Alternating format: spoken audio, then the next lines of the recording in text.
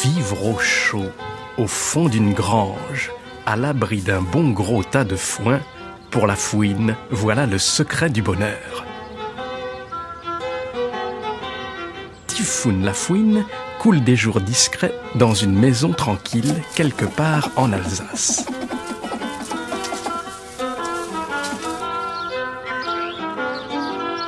Ce matin-là, comme tous les matins, Typhoune la fouine arpente son territoire, un circuit qu'elle connaît par cœur et que des générations de fouines ont suivi avant elle. Le bord du toit, les gouttières de cette vieille ferme alsacienne. La fouine fait partie d'une grande famille de carnivores, celle des mustélidés. La belette, le putois, la martre, le blaireau, le vison et la loutre sont ses cousins. La chatte surveille sa voisine sauvage du coin de l'œil. Toutes deux se partagent le même territoire et traquent à peu près les mêmes proies. Mais la chatte est 4 fois plus grosse que la fouine. En fouinant autour du tas de pierres, Typhoune retrouve l'habitat d'origine de ses ancêtres. C'était il y a longtemps, quelque part en Asie centrale. Les pierres conservent bien la chaleur, et la fouine n'aime pas les écarts de température trop importants. Elle s'abrite ici de temps en temps, mais elle a compris depuis longtemps que le tas de pierres le mieux climatisé, c'est la maison de l'homme. Et près de la maison, il y a la poule. Hélas, depuis toujours, la poule est la pomme de discorde entre la fouine et l'homme. Au village, la fouine a mauvaise réputation. Elle passe pour une égorgeuse de volailles. En France, elles sont des dizaines de milliers à payer de leur vie chaque année cette célébrité douteuse. Typhoune occupe donc le plus discrètement possible la maison de Charles.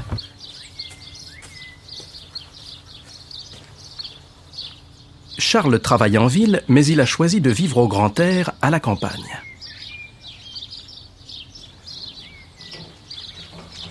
Installé depuis peu au village, il affronte avec un enthousiasme tout neuf les corvées de la vie rurale.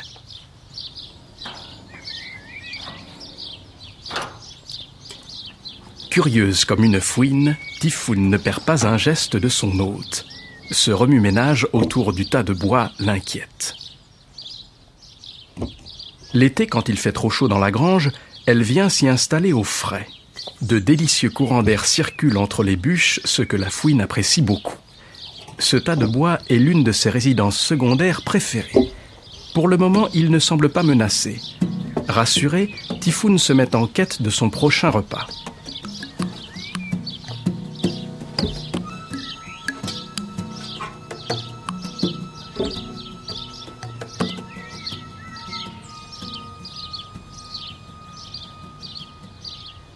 Charles ne s'est pas aperçu qu'il partage sa nouvelle maison avec une fouine. Il a toujours vécu en ville, il ne peut pas imaginer qu'un animal sauvage, un mustélidé, est installé dans sa ferme.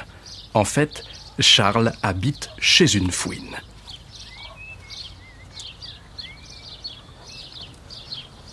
Il ne se doute pas qu'une partie de chasse sans merci se prépare dans son dos, à quelques mètres de lui. La souris non plus ne s'en doute pas.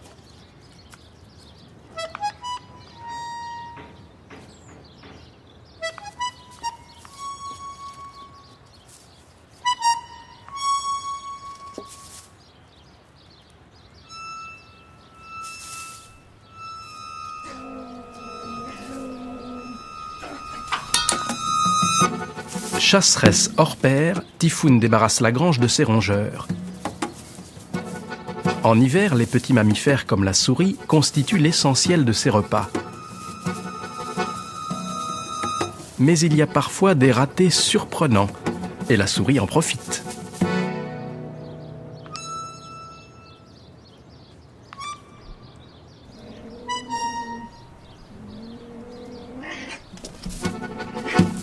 En s'enfuyant, la souris déclenche le réflexe de prédation de la fouine. C'est le mouvement de sa proie qui la pousse à l'attaque. Elle ne s'arrêtera pas avant l'immobilité complète de sa future victime.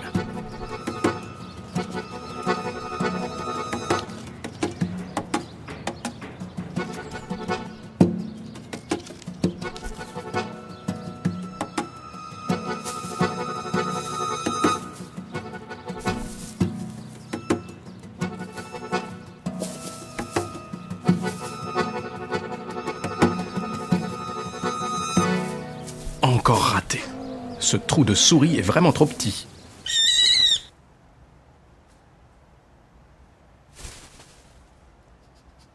Typhoon est restée sur sa faim. Pour repartir en chasse, elle attend l'obscurité. La nuit la dérobe au regard humain et la protège. Elle s'y sent particulièrement à l'aise. La souris aussi se croit protégée par l'ombre. Elle profite de la nuit pour aller grignoter quelques herbes fraîches. Comme la fouine, la souris partage la maison de l'homme. Cette fois, c'est gagné. Pour dévorer sa proie en toute tranquillité, la fouine rejoint sa résidence secondaire la plus proche, un vieux tronc d'arbre creux. Autour de sa grange, la fouine utilise ainsi plusieurs gîtes occasionnels pour manger ou se reposer.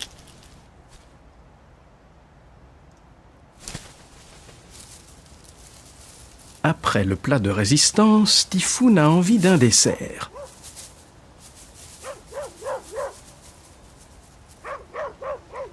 Une bonne tranche de caoutchouc bien tendre fera l'affaire. La fouine adore le caoutchouc et le plastique.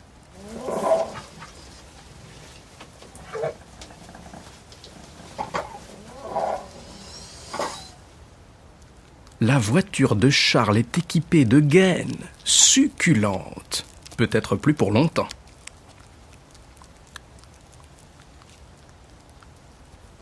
Quand il ne reste vraiment plus rien à décortiquer, Typhoon regagne sa loge au bout d'une galerie à plusieurs mètres de profondeur sous le foin. Le jour va bientôt se lever, elle a sommeil.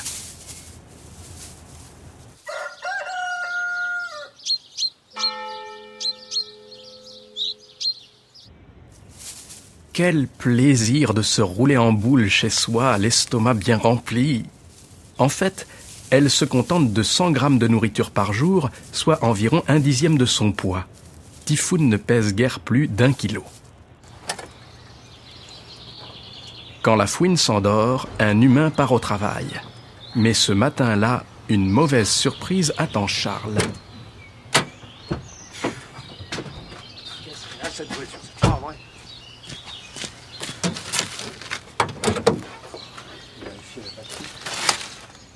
Qu'est-ce que c'est que ce... C'est pas vrai. Oh la vache! Apprenti campagnard, Charles se demande qui a bien pu lui faire ça. Déchiqueté de partout. Oh, c'est pas vrai.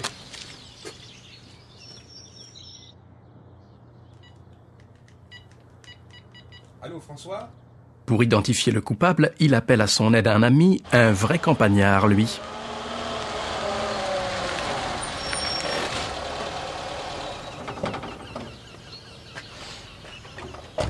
Salut, François. Salut Charles. J'ai besoin de ton avis d'expert, là. Le hasard fait bien les choses, François Léger est biologiste. Il travaille à l'Office national de la chasse et de la faune sauvage et s'intéresse, entre autres, à la fouine. C'est mordu en tous les cas. Tu crois que c'est un rongeur? Non, je pense que c'est plutôt un petit carnivore. Petit carnivore? On voit, oui, pour abîmer un câble comme ça, ça ne peut qu'un carnivore. C'est rongé. C'est complètement Mordu. Regarde-moi ça. Hein? De là à là. Oh là là. Et c'est une fouine, ça c'est quoi? Ouais, je sais que dans certains secteurs, les fouines peuvent s'attaquer justement aux isolants des câbles comme ça. Ça arrive, c'est vraiment exceptionnel. Hein. Oh, bah, ta maison doit être habitée par une fouine, hein. Elle doit être dans le coin. Hein. Et tu sais, elles aiment bien s'installer des fois sur les moteurs qui se refroidissent un petit peu lentement, quoi. Elles s'attaquent des fois aux gaines de chauffage, aux isolants. Ça arrive, mais vraiment, rien à manger, incroyable. vraiment, Mais elles sont attirées. Certains câbles ont un goût particulier qu'elles adorent. Une voiture neuve en plus. Charles n'en revient pas. Peut-on être victime d'une fouine au XXIe siècle? Tu peux me déposer? Oh, bah, tout à fait, il y a tout ça à faire. Hein. Bon, bah, je vais lui montrer. Écoute, on emmène. Hein. Ça tombe, mais il y a d'autres personnes dans la région à qui c'est arrivé? Et c'est ainsi que Charles découvre l'existence de Typhoon, une vraie casse-pied. Quelques jours plus tard, Typhoon revient d'une chasse nocturne. Un œuf compléterait agréablement son repas. Pour le coq, la fouine est l'ennemi héréditaire. Il est bien décidé à protéger son harem. Typhoon n'insiste pas.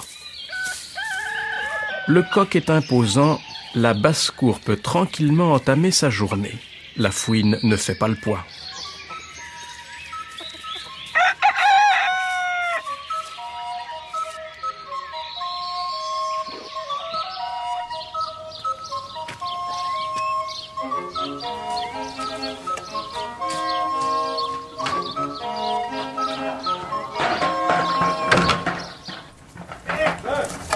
Ce matin-là, Charles aperçoit Typhoon pour la première fois. Pour découvrir les petits secrets de la faune locale, Charles est à bonne école. Son voisin, Pascal Bossart, est un passionné de nature.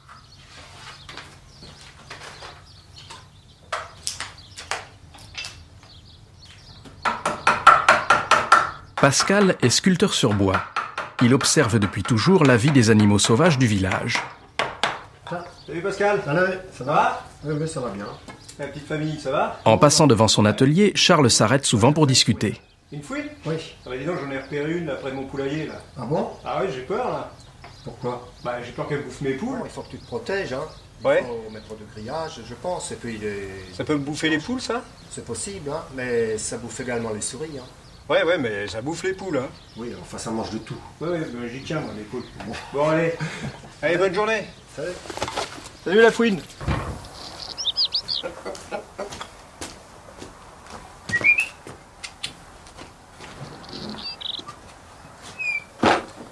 Allez. Pour Typhoon, le poulailler de Charles est un vrai supermarché et le bord du toit un observatoire idéal pour surveiller discrètement les mouvements des poules et de leurs propriétaires.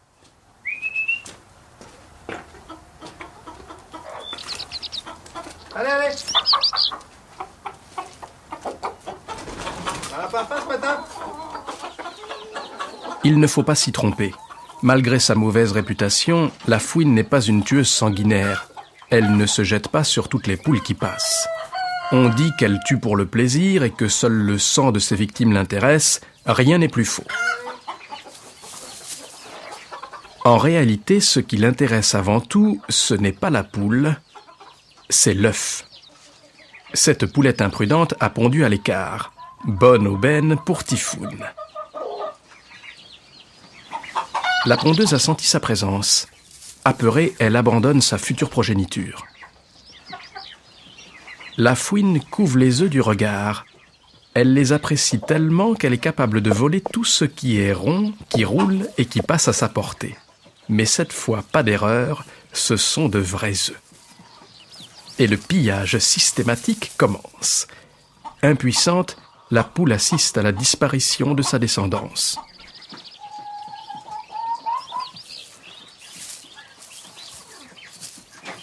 Comme toutes les fouines du monde, Typhoon ne déguste pas les œufs sur place.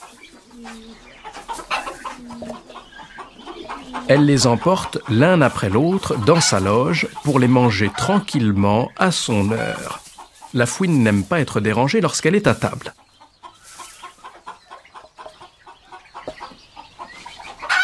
Par prudence, elle n'entrepose pas tous ses trésors au même endroit.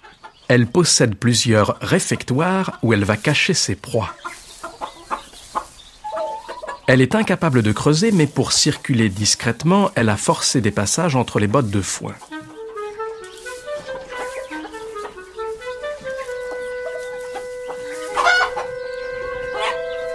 Elle attrape l'œuf avec délicatesse, le serre entre ses 4 canines, juste assez pour le garder en bon état jusqu'au moment de la dégustation.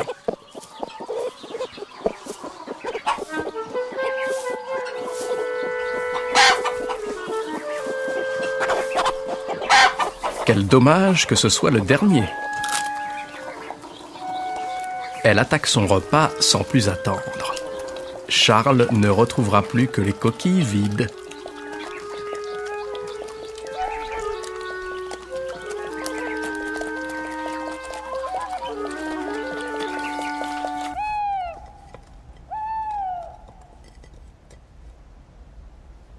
Quelque temps plus tard, Typhoon a mangé tous les œufs. Elle retourne faire son marché. Pour elle, c'est très facile. Le poulailler de Charles, c'est une vraie passoire. La couveuse ne risque rien tant qu'elle reste tranquille.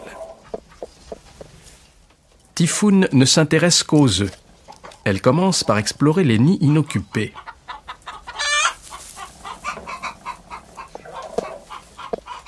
Pourtant, sa seule présence déclenche la panique. Les poules s'affolent. Certaines commencent à battre des ailes. Leur agitation réveille l'instinct de prédateur de la fouine et c'est le carnage.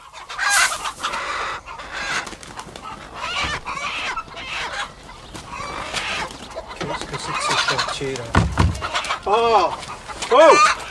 Oh!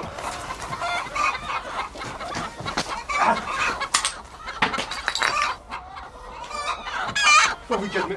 C'est pas vrai, mais c'est pas vrai, hein. Ouais, mais on a tué deux. Ah. Saleté de fouille, va. Donne-moi ça. Si je t'attrape, toi.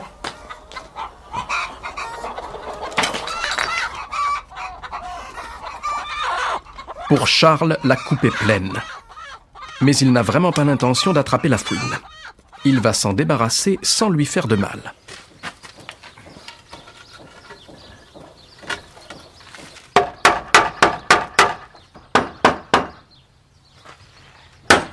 Il s'assure que la fouine est bien sortie et suit les conseils de son voisin, le sculpteur. Il barricade tous les passages et bouche tous les trous. Typhoon n'a pas le choix, elle part s'installer ailleurs. Heureusement pour elle, les beaux jours arrivent. Elle en profite pour élargir son territoire de chasse.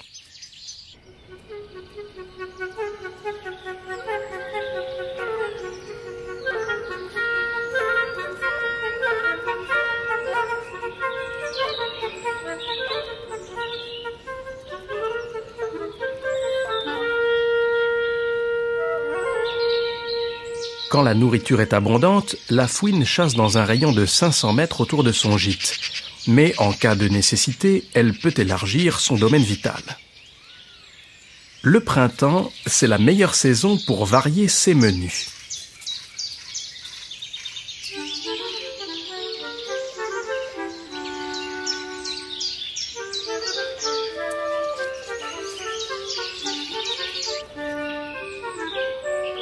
La fouine est une opportuniste.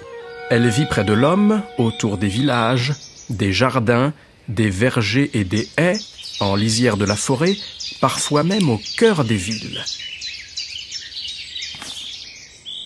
Autour de son village, en Alsace, Typhoon trouve des oiseaux et des œufs, des insectes, des fruits et toutes sortes de petits rongeurs. Bref, depuis des millénaires, nous lui offrons le gîte et le couvert. La fouine a colonisé une partie de l'Asie et presque toute l'Europe, à l'exception des îles britanniques, de la Scandinavie et de certaines îles comme la Corse. Quand elle a repéré une proie, Typhoon descend toujours la tête la première. C'est la coutume chez les fouines.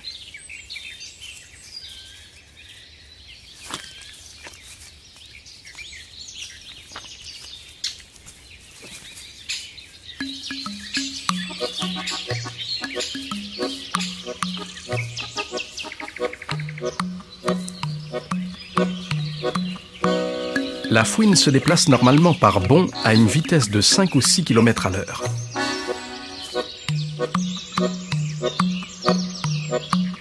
Mais quand elle est pressée, Typhoon peut courir à 15 ou 20 km à l'heure.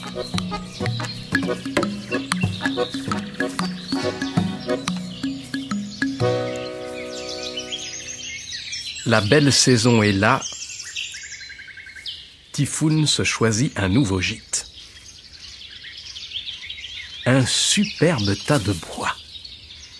Elle le partage avec un drôle de locataire aux allures de paillasson, le hérisson. La cohabitation est toujours possible, car il y a plusieurs étages dans le tas de bois, mais chacun convoite la bûche la plus confortable. Contrairement aux apparences, le hérisson est un excellent grimpeur. Il se faufile partout. Quand la tête passe, tout passe.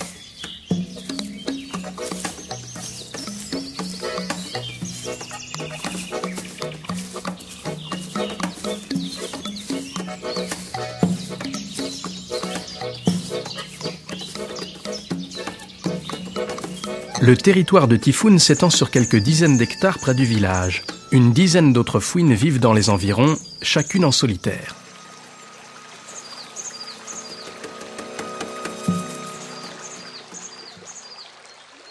Typhoon n'a pas besoin d'aller loin pour varier son ordinaire. A priori, le crapaud ne risque pas grand-chose. Chez les mustélidés, son principal ennemi est le putois et non la fouine. Mais il est prudent. Dans ce petit bois, Typhoon s'aventure sur le territoire de sa cousine, la martre. On les distingue surtout grâce à la couleur de leurs bavettes, jaune pour la martre, blanche pour la fouine. Au contraire de la fouine, la martre vit uniquement en forêt et ne s'approche jamais des habitations.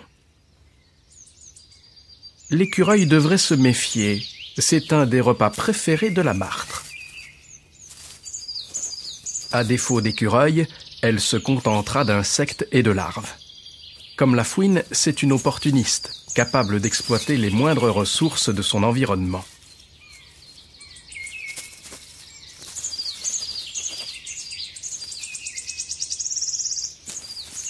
Un peu plus longue et plus élancée que la fouine, c'est un vrai petit fauve de la forêt. Elle est encore plus vive et agile que sa cousine. C'est une excellente grimpeuse faite pour sauter de branche en branche. Un œuf! Quelle aubaine! Pas question de le laisser à la fouine.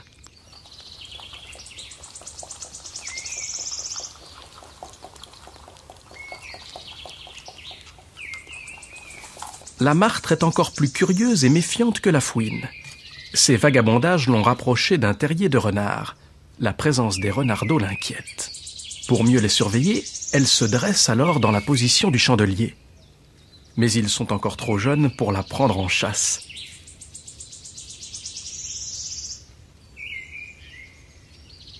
Tout va bien, la renarde n'est pas là, et la fouine est partie plus loin. Typhoon épie les mouvements du grimpereau. Elle espère découvrir l'emplacement de son nid. Il doit être caché quelque part sous l'écorce ou dans une branche creuse. La fouine est une spécialiste du pillage des nids.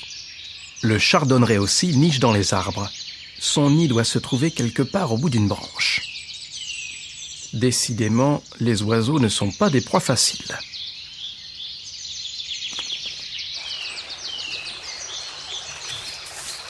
Après cette escapade en forêt, Typhoon revient vers le village. Il est bien plus facile d'y trouver à manger.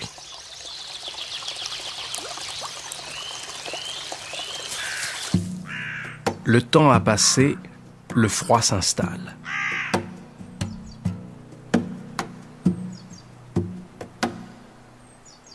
Typhoon quitte son tas de bois.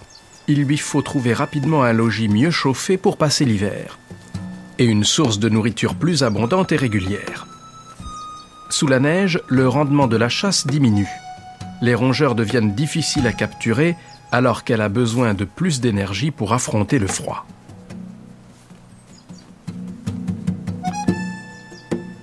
Voilà 2 bonnes raisons pour se rapprocher de l'homme. Cette ferme semble accueillante. Une étable, des vaches, de la paille, une bonne chaleur animale, tout pour faire le bonheur d'une fouine.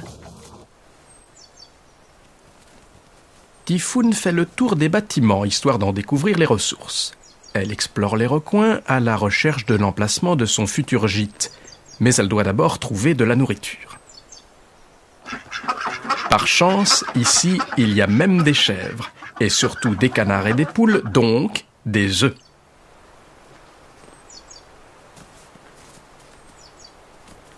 Comme toutes les fouines, elle n'aime pas s'aventurer en terrain découvert. Elle préfère longer le bord du toit ou le mur. Typhoon fouine. Les coins confortables ne manquent pas, c'est une véritable auberge pour fouine. Et en plus, dans la cour de la ferme, il y a la gamelle du chat. Typhoon a tellement faim qu'elle en oublie sa timidité. Suzanne, la fermière, a l'habitude des fouines. Il y en a toujours eu à la ferme. Leur présence bondissante l'amuse et même l'attendrit. Mais elle a rarement l'occasion de les observer car elles sont souvent nocturnes. Tant que Typhoon ne s'en prend pas à ses poules, Suzanne la tolère. Ici, on sait protéger son poulailler. Réconforté par son repas, Typhoon repart en exploration. Juste au-dessus de l'étable, la fouine découvre un grenier tout confort. Voilà le gîte idéal. Outré, Mazout le chat abandonne la place.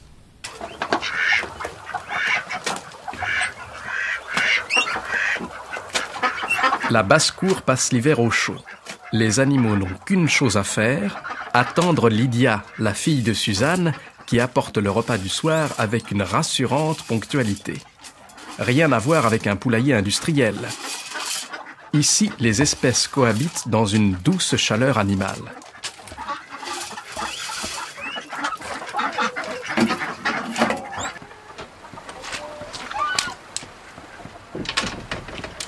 Caché dans un coin, Typhoon guette le départ de Lydia pour inspecter le poulailler.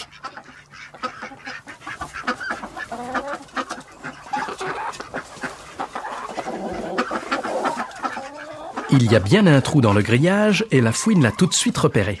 Elle n'a besoin que de 4 cm sur 6 pour passer.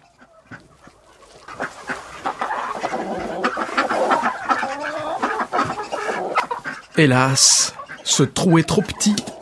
La route des œufs est coupée. Heureusement, une ferme, c'est un vrai garde-manger. Après quelques semaines, le gîte de Typhoon ressemble à une caverne d'Ali Baba. Pour faire son nid, la fouine a ravagé l'isolation du toit. La laine de roche remplace agréablement la paille. Les propriétaires ne se sont pas encore aperçus des dégâts.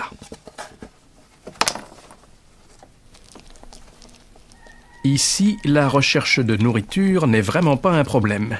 Il y a toujours quelques volailles pour pondre n'importe où.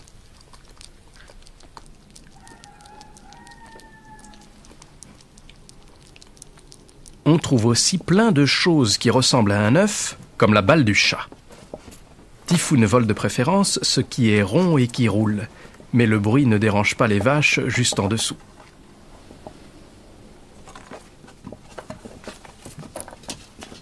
Dans un coin, Typhoon a installé son crottier. À la longue, cela laissera quelques traces odorantes. Cela pourra même transpercer le plafond. Qu'importe, les vaches ne se plaindront pas.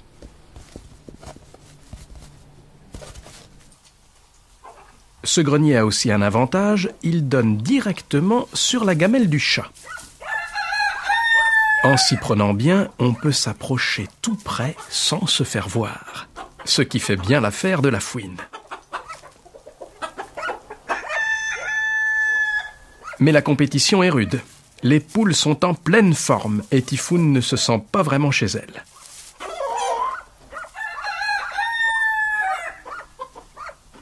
Trop tard, les poules ont déjà tout mangé.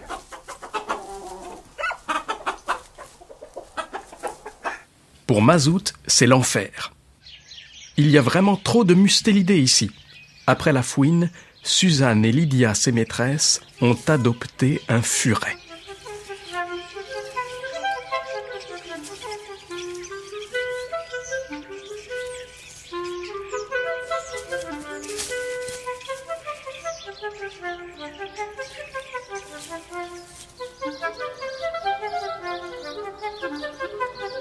Pendant ce temps, chez Charles, la situation s'est sérieusement aggravée. Quand la fouine n'est pas là, les rats et les souris dansent et se reproduisent. À raison de 6 portées par an et de 8 petits par portée, le calcul est facile à faire. L'invasion peut être rapide.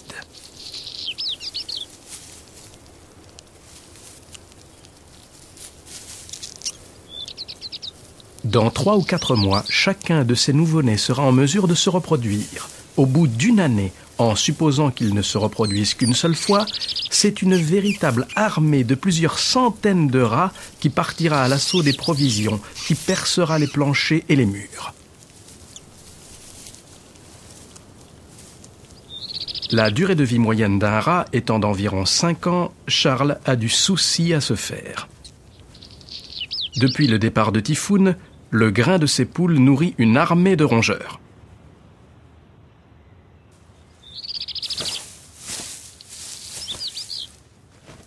Charles ne peut que constater les dégâts. Si ça continue, il n'aura bientôt plus un seul sac en état de contenir le grain pour ses poules.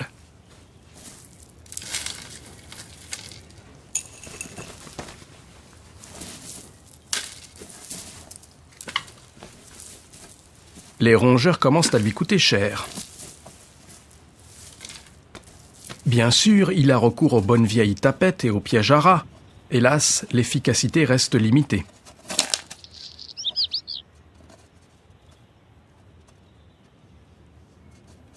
Les souris ont l'esprit de famille. Lorsqu'elle vit dans une maison, chaque femelle est capable d'élever 10 nichés de 8 petits par an contre 4 nichés seulement dans la nature.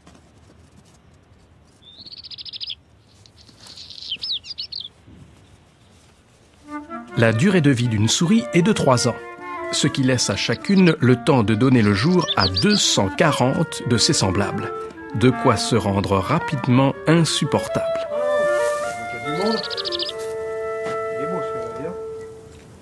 Ah. Attends, là. Je vais mettre 2 autres tapettes. Allez. Charles se sent dépassé par les événements.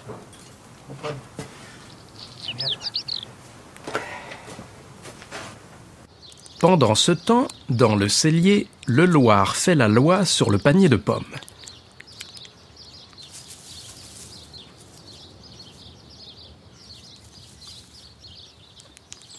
La faim n'améliore pas son mauvais caractère.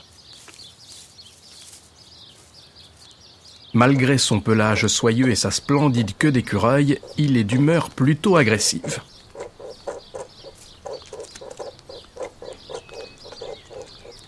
Mais il a du mal à garder sa citadelle.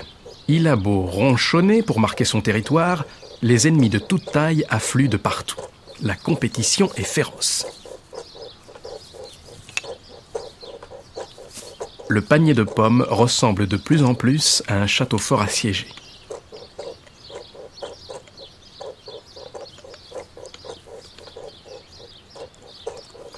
Après avoir essayé la défense passive, le Loir passe à l'attaque.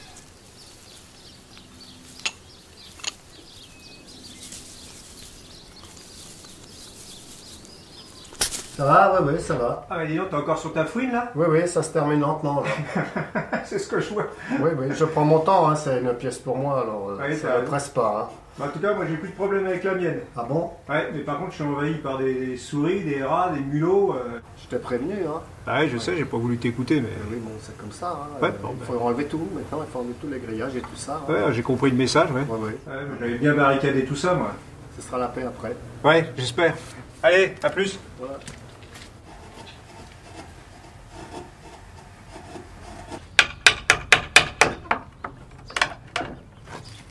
Si on n'y prend pas garde, la vie à la campagne peut devenir compliquée.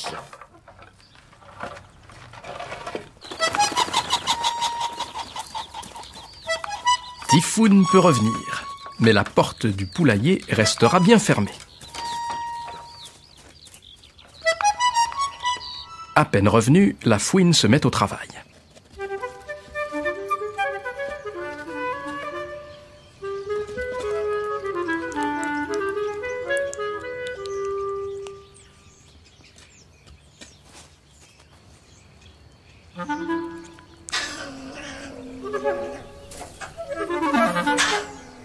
Les souris et les rats se rendent très vite compte qu'ils ont du souci à se faire.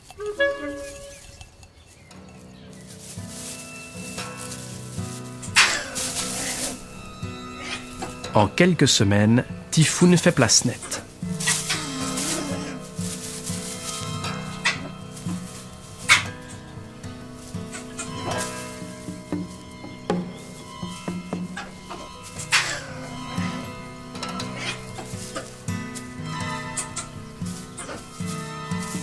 Des études scientifiques montrent que la fouine attrape sa victime par la nuque en se repérant sur la direction de la queue. la fouine entame toujours son repas par la tête.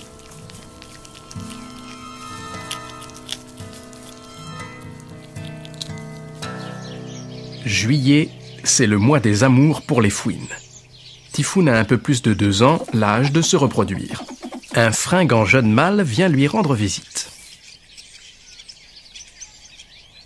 Son territoire est voisin de celui de la jeune femelle, mais chez les fouines, le couple ne se rencontre qu'au moment de la reproduction, ils se séparent ensuite.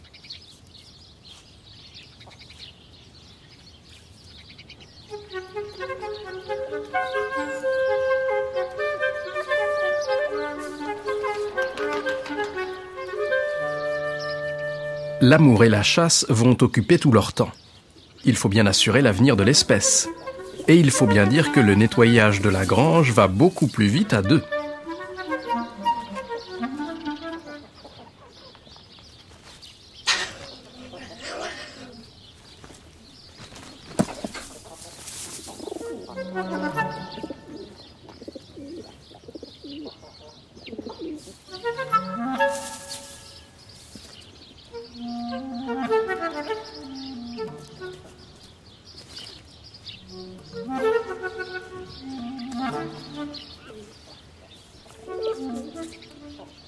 Elles s'arrêteront quand plus rien ne bougera dans la grange.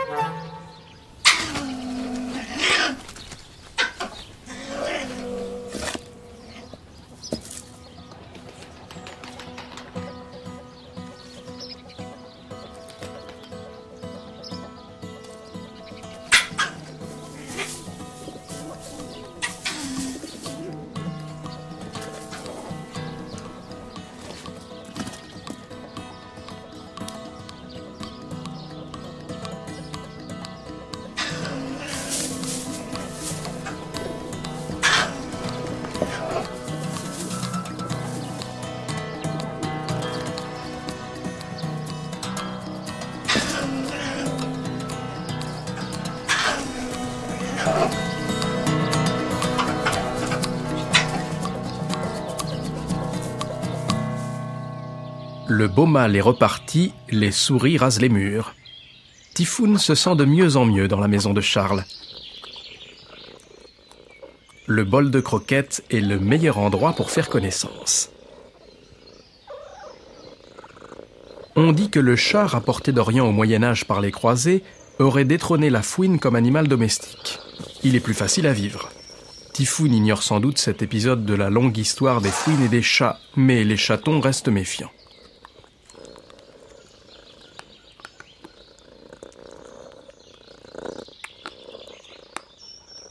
Typhoon devient de plus en plus effronté. Charles s'amuse beaucoup. Dans la cuisine, la fouine découvre de nouvelles saveurs, entre autres un excellent fromage de Münster.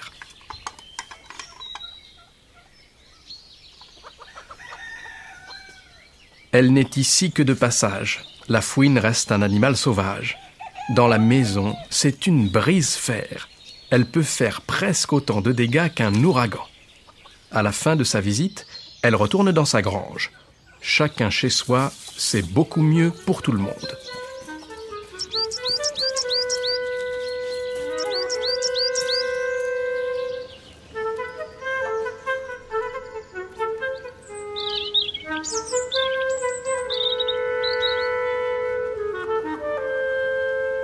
Les mois passent. Un nouvel hiver arrive. Les souris ont à peu près disparu et les poules sont bien gardées. Une tolérance mutuelle s'installe entre la fouine et son hôte.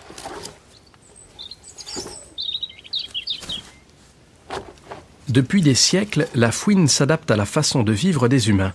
C'est pourquoi elle n'est pas menacée de disparition. Animal méconnu, la fouine se porte bien à la campagne comme à la ville.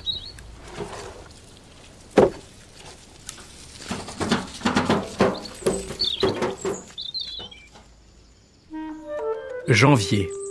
6 mois après l'accouplement, les embryons se développent enfin dans le corps de Typhoon. C'est une caractéristique de l'espèce, ce que les scientifiques appellent la gestation différée. Et 2 mois plus tard, c'est-à-dire 9 mois après l'accouplement, dans le courant du mois de mars, 2 petites fouines voient le jour. Elles pesaient 30 grammes le jour de leur naissance.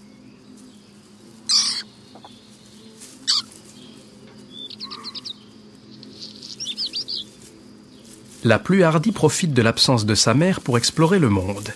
Typhoon doit sortir de temps en temps pour s'alimenter. Elle élève seule ses jeunes. Le mâle a disparu après l'accouplement. Cette première découverte se limite aux bottes de paille les plus proches.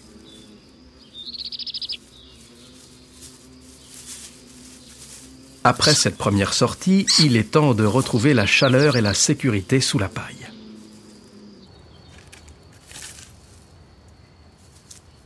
Quelque temps plus tard, les 2 jeunes commencent leur éducation de fouine.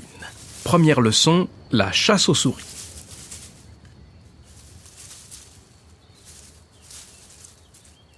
Pendant leurs 6 premières semaines, elles ont été nourries par le lait maternel. Leur mère ne s'absentait que 2 ou 3 fois par nuit pour aller chasser. À présent, les voilà sevrées. Mais elles ne sont pas encore capables de chasser elles-mêmes leur repas. C'est une chance pour la souris. Leur mère s'absente plus souvent pour leur rapporter des petites proies. En l'attendant, elles jouent à explorer les recoins de la grange et découvrent ces étranges habitants. Pour le moment, elles ne se sentent pas trop concernées par cette affaire. Elles préfèrent jouer, se toiletter et se reposer.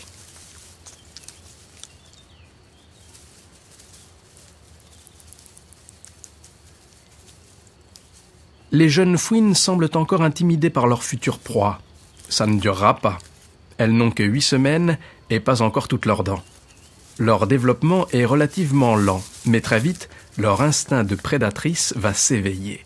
Et c'est ainsi que, peu à peu, elles expérimentent leur futur comportement de chasseresse.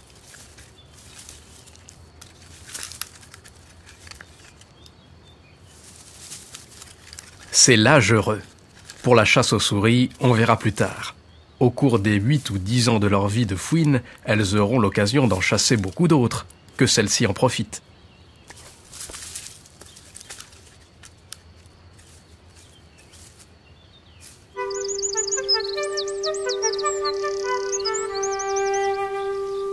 Juillet est de retour.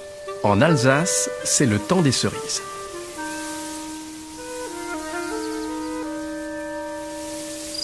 C'est aussi le temps pour la plus délurée des jeunes fouines de sortir pour la première fois avec sa mère.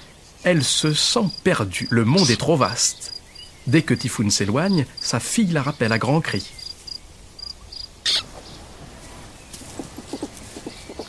La mère répond par d'autres cris de contact.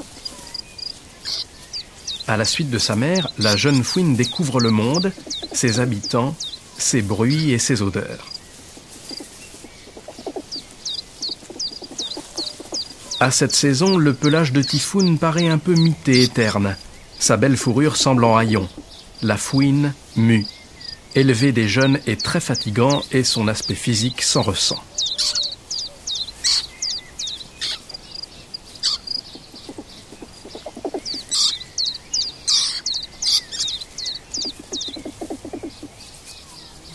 Chez les fouines, la période de l'émancipation est très bruyante. La voix perçante de la fille de Typhoon, ses jeux et ses courses-poursuites en plein jour manquent totalement de discrétion. En bonne mère, Typhoon enseigne à sa fille à distinguer ce qui se mange et ce qui ne se mange pas. C'est un aspect très important dans l'éducation d'une jeune fouine. La leçon du jour concerne les cerises. En Alsace, les humains ont planté beaucoup de cerisiers pour produire du kirsch.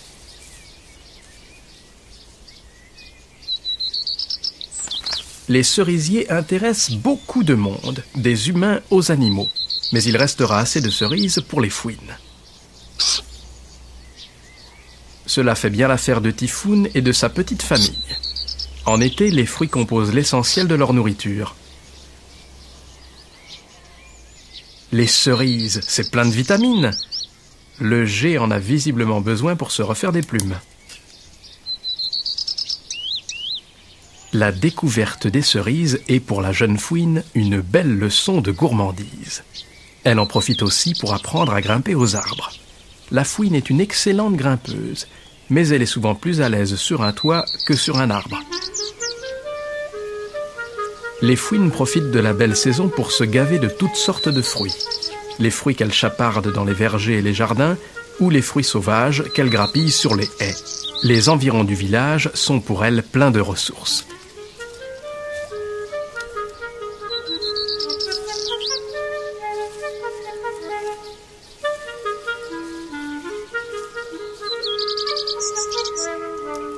Cueillir soi-même sa nourriture, c'est aussi faire l'apprentissage de la frustration.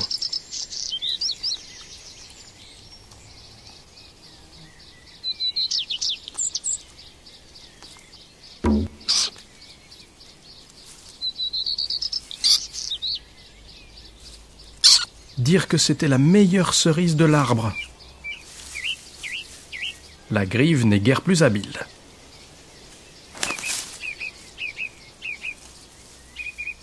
Gavés de cerises, Typhoon la fouine et sa fille se dirigent vers la suite de leur repas. Mais pour circuler à deux sur ce mur étroit, leur technique n'est pas encore au point. L'objectif, c'est d'aller piller le nid du rouge-gorge. Cramponnée sur le dos de sa mère, la jeune fouine se sent en sécurité. Mais Typhoon n'est pas d'accord. À 3 mois, sa fille est capable de se déplacer seule. Elle le lui fait savoir.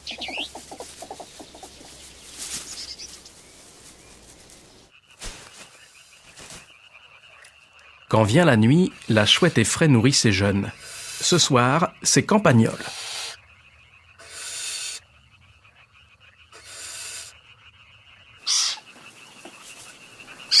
Les fouines ont repris la direction du cerisier. Pas très rassurée, la jeune fouine appelle sa mère. Mais il n'est pas facile de crier la bouche pleine.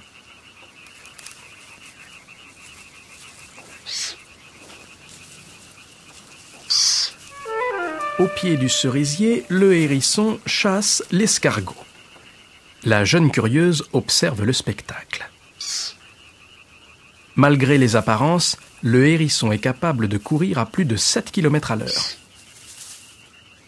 Dans l'arbre, le festin bat son plein. Les humains et leurs chiens sont couchés, il faut en profiter.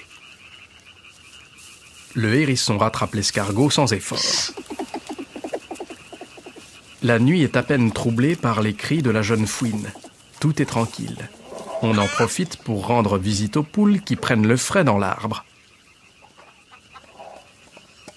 Mais il va bientôt falloir passer aux choses sérieuses.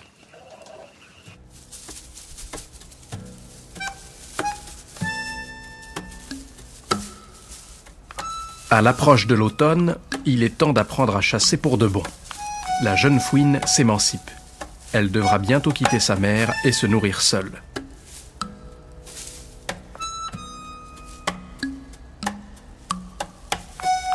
Cette fois-ci, ce ne sera pas long.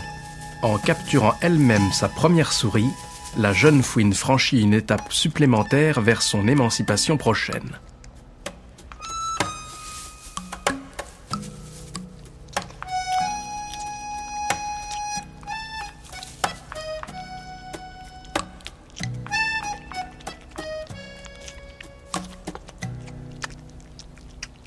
Jean-Pascal, Ouais, salut, ça va?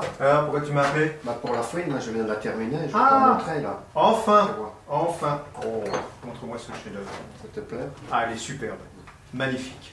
Tu sais que je me suis réconcilié avec la mienne? Ah là oui? Ah ouais, Ouais, ouais. c'est bien ça. Ah, qu'est-ce qu'elle est belle. Là, tu le vois de très Ah, près. là, je peux l'approcher, là. Oui, oui, oui. Ouais, écoute, hein, c'est vraiment sympa. Je te remercie, Ah Pascal. bon, merci, c'est ma fouine, hein, elle s'appelle Rodin. Voilà. On va remettre là, parce que j'ai encore quelques détails à finir. Pour quelque temps encore, Typhoon et sa fille partagent la même loge. La jeune fouine est âgée de près de 5 mois. D'ici peu, leur groupe familial va éclater. À cette saison, on trouve beaucoup de jeunes fouines sans expérience écrasées sur les routes. Malgré sa prudence et sa discrétion, la vie d'une fouine est une aventure à haut risque. Près de la moitié des jeunes meurent avant d'avoir 1 an. Plus tard, il lui faudra en permanence éviter les hommes, leurs pièges et leurs chiens. Si elle a de la chance, elle peut vivre environ 10 ans dans la nature. À l'âge de 8 mois, elle atteindra la taille de sa mère, 60 cm de long, du bout du museau à l'extrémité de la queue, pour un poids d'1 kg.